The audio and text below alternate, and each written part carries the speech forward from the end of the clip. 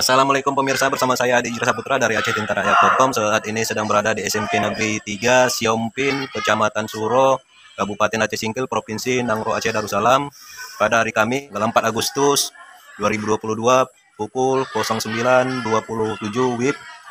Dan saat ini saya sedang bersama kepala sekolah beserta operator sekolah untuk audiensi kunjungan mengenai jumlah pendataan.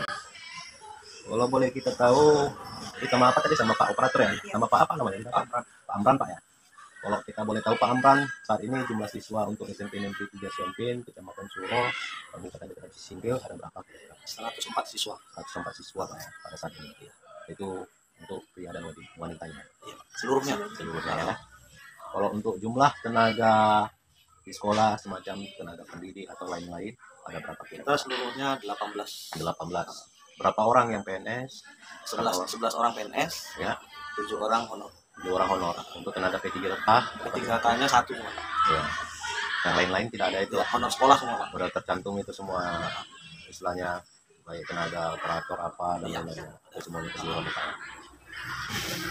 Baik pemirsa, kurasa untuk saat ini seperti itu saja yang disampaikan dan saya ucapkan terima kasih. Assalamualaikum warahmatullahi wabarakatuh.